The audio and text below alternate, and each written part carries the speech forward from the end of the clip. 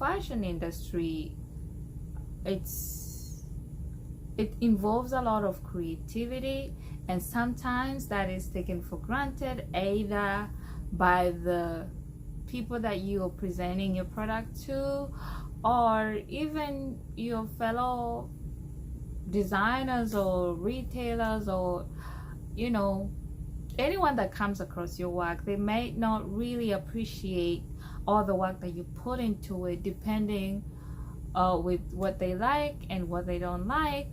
So you are basically just putting yourself out there to the world and expecting the best, but that's not the case. So when you are creating something, I think it's very important to be prepared, because not everyone is going to receive it the way you think or the way you see it in your eyes. And with that comes the copying and pasting.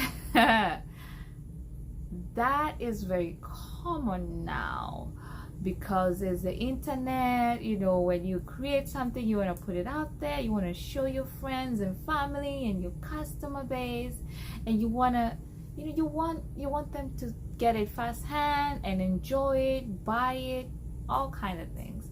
But then you will end up either inspiring someone to an extent where they make the same exact piece with the same details, everything to the T. That can be disappointing, especially if you're upcoming. For those that are established, they already know how to go about it. They know how to launch collections at a certain time frame and already have multiple pieces made, so that once they do a fashion show, then the next day it's online, you can get it. So there's no window for you to copy and paste and make it your own and put your own label. It's not, for me, I'm not offended when someone does that, because it tells me I'm doing something right, that they were so inspired to do that. But on the other hand, it might not be good for business, because you are copying and pasting maybe just from the general outlook. You don't know what details, what seams I put in, what stitches I used, what different how the whole construction process is not presented just by looking at a picture.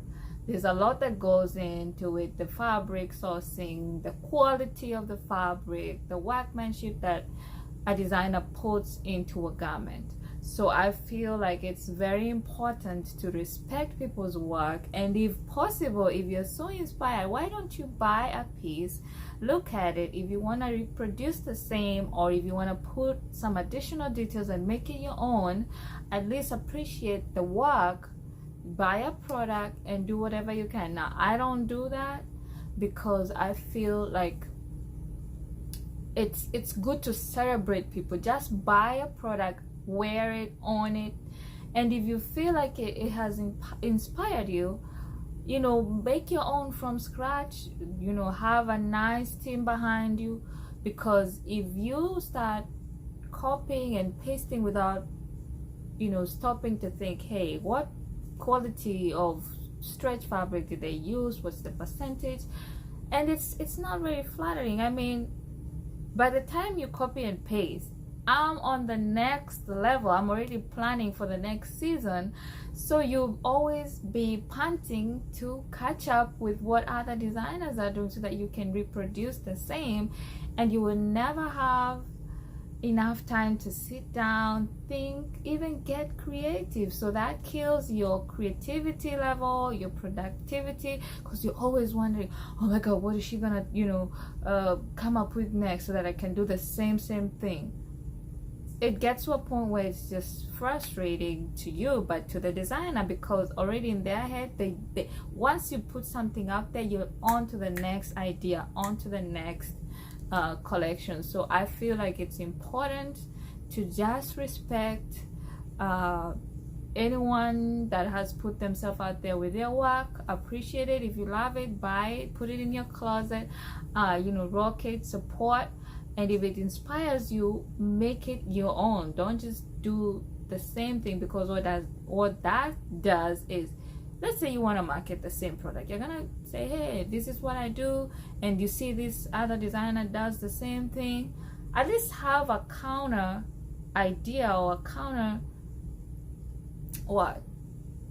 counter quality that you have to offer. You say, hey, they make it like this, but I'm making it like that. But not just saying, oh, it's the same thing. But when they buy, let's say they buy my dress that I've made, and they buy your dress that you've made, they wear my dress for a certain period of time and it never has issues. They wear yours because you never paid attention to the details that I put on mine. Then yours, doesn't last that long. So you see, then you put a bad name to your company or your shop. So I feel like as much as we want to be inspired by other people's work, it's good to make it your own. And tell a story about it. Talk about the process. Even mention if you were inspired by a certain piece, but I made it like this. I wanted the sleeves a little bit longer. I wanted the sleeves a little bit flary. I wanted the bodies to snag a little bit to address certain issues that I like, or that I do have as a style, through my design process. Yeah, so that's what I think is kind of a general struggle for anyone that is in the fashion business or any other industry.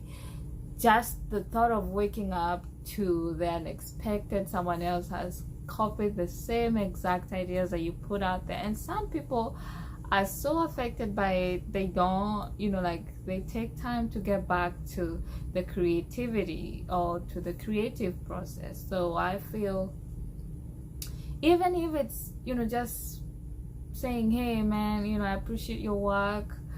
Also, you're doing a fabulous job. I'm so inspired. I'd love to have a one-on-one talk about your process. I'll talk about mine, because I might learn a thing from you, and you might learn a thing from me about the processes that are behind the scenes. Okay, so thank you so much for joining me. See you tomorrow on the next challenge. No, I think when I hit 5 now, I'm going to start talking about the lessons that I've learned, and then we will move it to my vision, because I don't want it to be all about struggle. Yes, there's some success stories, and I would love to share that with you as well. So see you tomorrow on the next one.